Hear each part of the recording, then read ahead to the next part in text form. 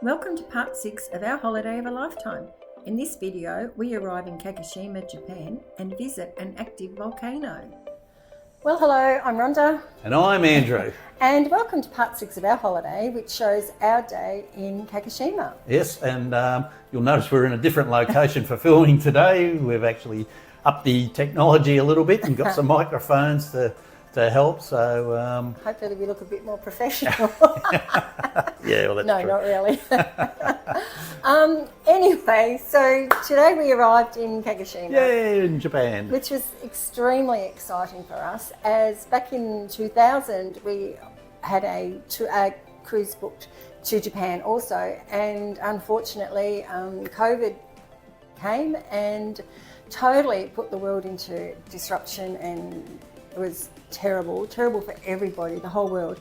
But unfortunately for us, our tour was cancelled 2 weeks prior to us leaving. Yeah, our cruise was cancelled just was 2 weeks, as you say, just before that. And we'd had it booked 2 years prior to that, so had a massive countdown, and we were so excited with just 2 weeks to go. And yeah, same sort of story by lots of people. Everybody had the same story, but needless to say, it was still very, very disappointing for us. Oh, it was devastating. So it's actually been 6 years in the making for us to arrive in Kagoshima today.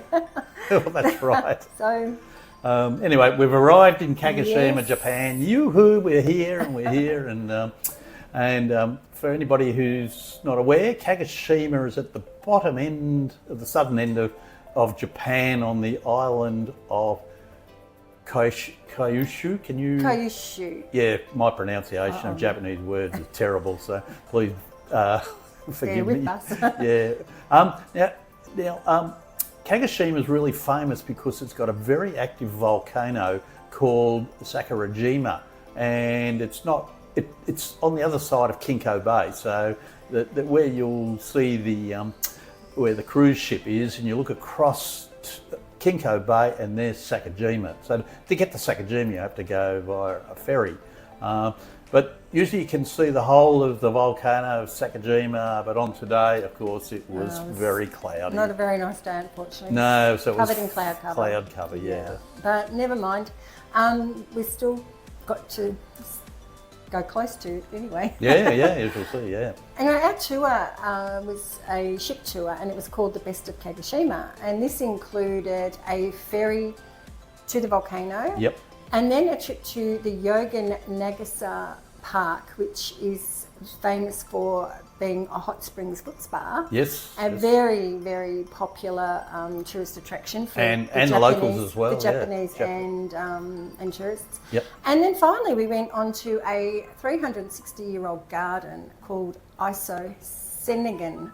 Senganan or something like that. Oh, Senganan. Yeah. Again, our pronunciation is not the greatest of Japanese words. Senganan. Anyway, we were really excited about this Japanese garden because we'd done a little bit of research and looked it up on YouTube and everything. We're so excited to actually see an authentic Japanese garden.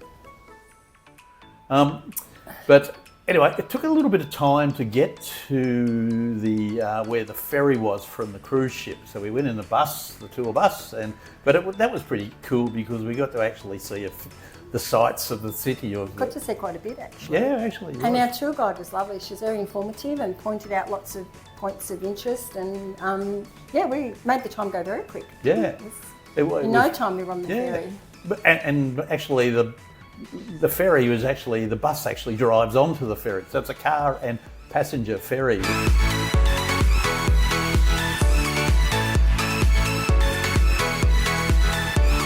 We parked inside the ferry, and what did we see parked beside us? Right next to a truck. A truck full of carrying pigs. A cargo of pigs, and these poor little beasts were off to the abattoir. Poor pigs. Yeah, so.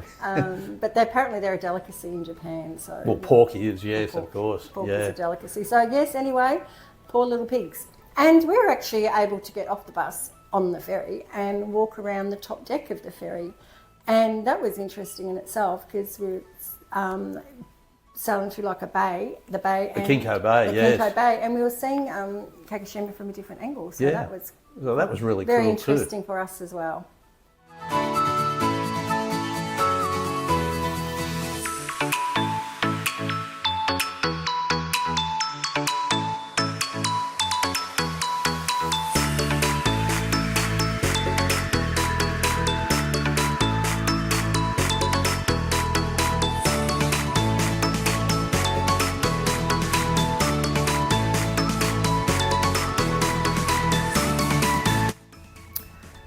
ferry arrived at the island, the bus then took us to the volcano and to the Aramuka Lava Observatory. Yeah, well, the observatory is a little way from the crater, but it's a special designated area up high, and you can actually view the crater edge.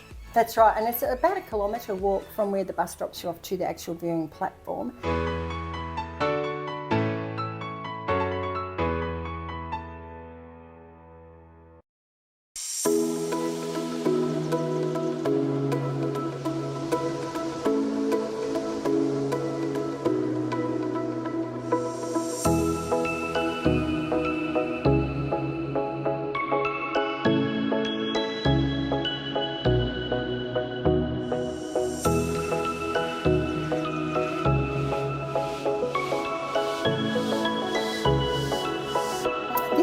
A volcano has apparently up to 1,000 eruptions each year. Well, that's right. It's actually a very active volcano, and they do monitor it constantly.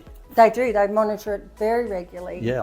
And they were saying that it throws ash well into the air all the time. Well, that's right. And because, as you're saying, there's ash everywhere. The paths are just covered in ash. Just everywhere. It's just ash everywhere. Yeah, quite a lovely little walk. And it was very unfortunate that it was covered by cloud, because we were sort of hoping to see steam or something coming out of the top. Well, that's right. You want to go to an active volcano, you want to actually see something. But anyway, as you say, but unfortunately we had that cloud cover. It was all day there.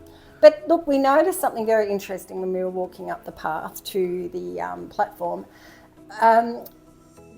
Obviously there's a lot of rocks around, and in and among these rocks is so many coins, like silver coins, gold coins, like hundreds and hundreds of coins. Everywhere. There's coins everywhere. It's amazing people don't steal them. Well, that's right. But they don't. I was very tempted to, as you will see. Anyway, look, the tour guide said that it is very good luck to throw coins in the rocks. Well, some of those coins look like they've been there for years and years. Yeah. They've discoloured and everything like that. So it was really quite, it was fascinating to us to think that no one steals them. Yeah. But anyway, after we'd visited the lava observatory, the bus then took us down to what's called the Sakurajima Visitor Centre, which is just basically talks about, has exhibitions of the volcano and lots of photos and of past eruptions and formations of the volcano and vegetation, showing around, tourism, disaster type prevention actions as well. But there was a photo that was very catchy. Oh, it's incredible. Yeah, it was an eruption that took place in 2009, and they captured it on film. Yeah. And the film, the picture shows all the lightning above the volcano happening. It was very dramatic. It would have been incredible to see firsthand. It certainly would have been. Yes, and also too, around the area of the volcano, there's shelters. Oh, of course, the shelters along there. So if you just say we were visiting that day and an eruption occurred, there's shelters provided, so you won't get covered in lava and ash and burning ash and stuff. Well, that's right. Yeah, so they're scattered everywhere. There's quite a lot of them. So that makes it surreal that we're here, a very active volcano. Yeah, it was interesting. Then after the visit to the visitor centre, we then walked to Yogan Nagasa Park, which is on the shore of Kinko Bay. Kinko Bay, yeah, right on there, yeah. So just a little short walk from down to Kinko Bay edge.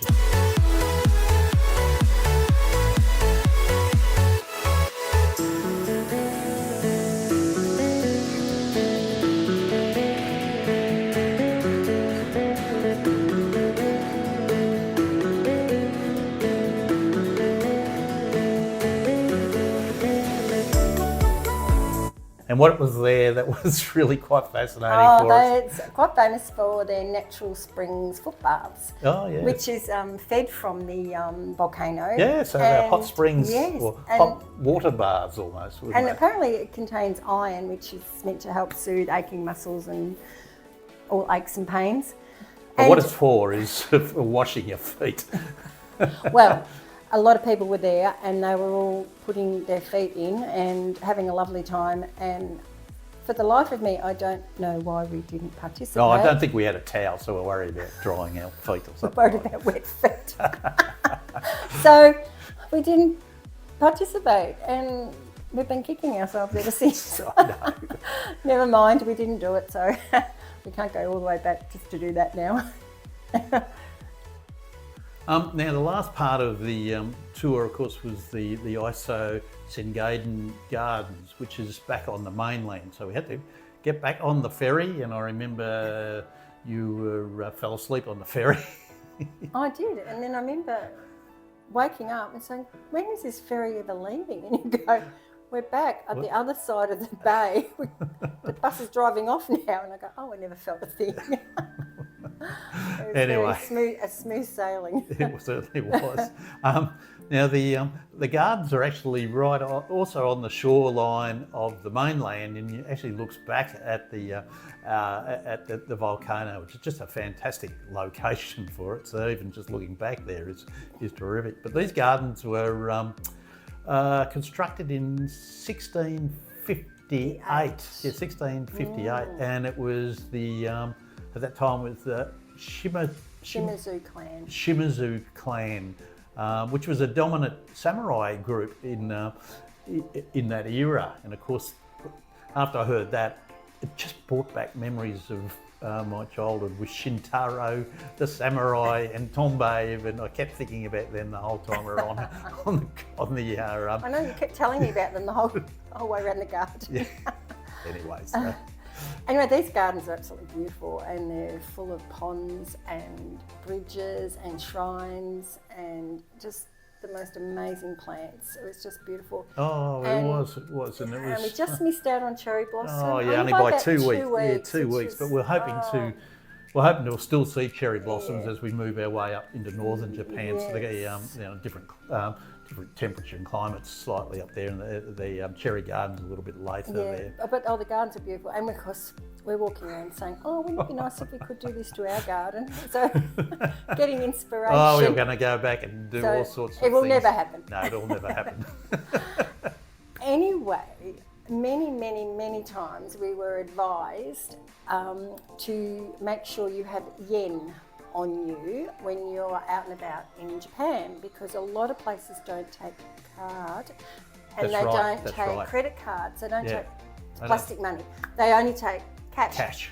So there was a few beautiful gift shops there in these gardens, and we're walking around and we saw the most beautiful, authentic Japanese chopsticks. Oh, and I really wanted them. Let's buy these. It'll be a great souvenir of our trip. Yeah. And I said, Andrew, okay, can you We picked them out. We picked out our chopsticks. We were at the counter and I go, can you get the money? And he goes, what money? And I go, the yen. I haven't got it. I said, well, I haven't got it. Oh, I thought you had it. And I said, well, where is it?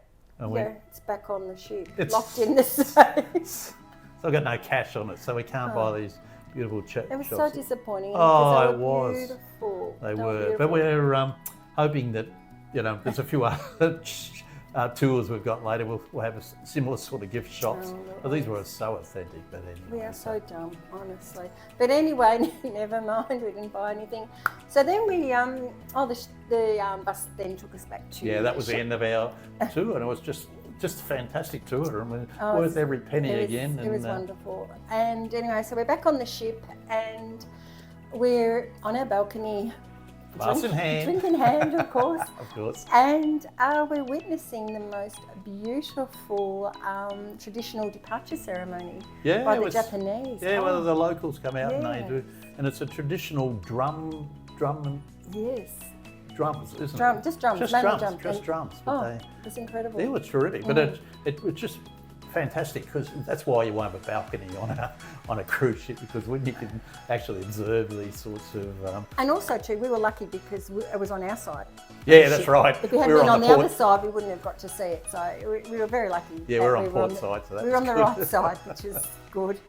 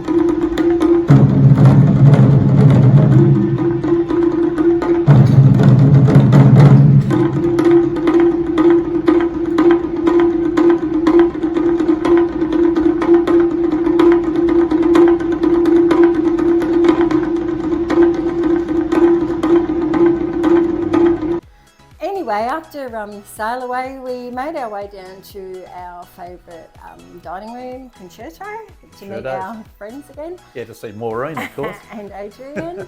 And the menu that night was really, really well varied. And we were like, oh gosh, we're a bit spoilt for choice here. But anyway, I ended up having a... chicken satay, I remember you had for right. and I had a cocktail of seafood. A cocktail, not a seafood cocktail, but a cocktail of seafood. So it had oysters, it had mussels, and it had prawns. Oh, amazing. It was Could have had a second one. And then I went on to have a pork tenderloin, and Andrew had the sirloin steak. Yes, cooked to my the way I like it, rare. And they do. They cook all the steaks like that. They're all cooked individually right. too. Individually, you would have thought they would have been just mass produced almost, because there's so many meals having to be produced. But no, it's delicious. No, and it came in rare too. So. And I didn't have sweets. I'm not really a sweet eater. No. I prefer a glass of wine to my sweets. But Andrew had the cheesecake, which I think I did try a little. Well, you chose a little bit of my dessert every night. Oh yeah, I had to do the little taste test. so Maureen knew us pretty well. She'd bring 2 spoons. Yeah, she'd bring 1 dessert and 2 spoons, because she knew I'd always have a little taste.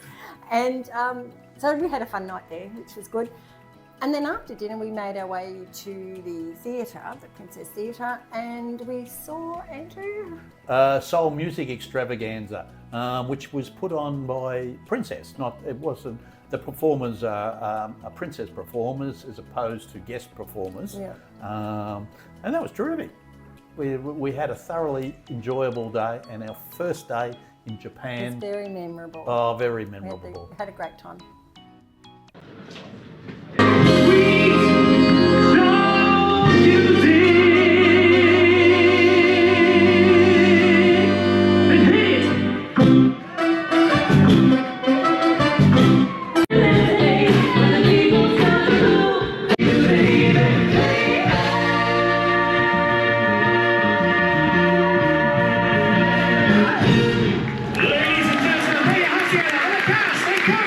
We hope you enjoyed part 6 of our holiday of a lifetime. In our next video, we visit a replica of Monet's garden in Kochi and experience another mishap.